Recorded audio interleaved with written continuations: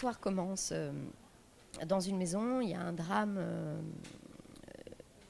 une famille entière est assassinée, la seule survivante est une petite fille qui est retrouvée en état de choc, totalement amnésique et qui, évidemment, incapable de parler, incapable de se souvenir, elle a totalement occulté cette tragédie.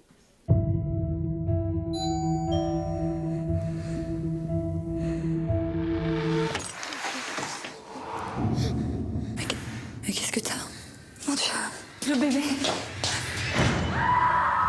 Donc le flic chargé de l'enquête, qui est joué par Samy Bouajila, va faire appel à une pédopsychiatre que j'incarne pour accompagner cette petite fille en thérapie pour qu'elle puisse retrouver la mémoire et faire avancer l'enquête. Mais cette pédopsychiatre a vécu elle aussi un drame puisque sa fille est morte quelques années plus tôt. On en a conclu au suicide, mais elle est persuadée que sa fille ne s'est pas suicidée. Donc elle accepte le deal avec le flic pour accompagner la petite fille à une seule condition, qu'il réouvre l'enquête sur la mort de sa propre fille. Donc il y a vraiment les deux enquêtes en parallèle qui sont menées et qui se déploient sur les 6 épisodes. Écoute, souviens-toi, finalement, ce qui m'a séduit, c'est un peu comme pour Signature, c'est l'univers du metteur en scène, quoi. Et ce qu'il nous proposait. Et le personnage, la complexité du personnage. Donc voilà, j'ai adoré le récit, j'ai adoré les épisodes, j'ai adoré comment on se faisait avoir et comment on rentrait dedans.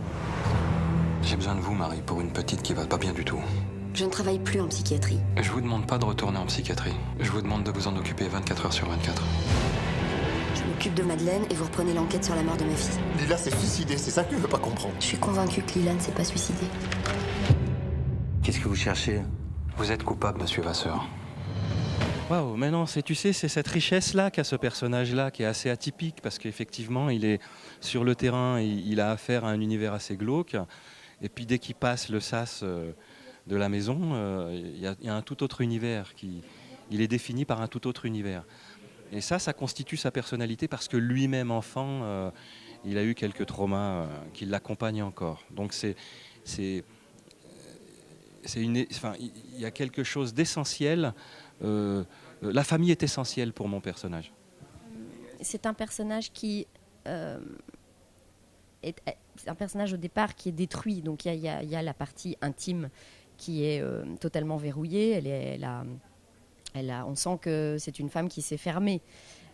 Ensuite, il y a l'autre aspect qui est beaucoup plus technique, c'est que c'est une pédopsychiatre et qui a un langage de psy.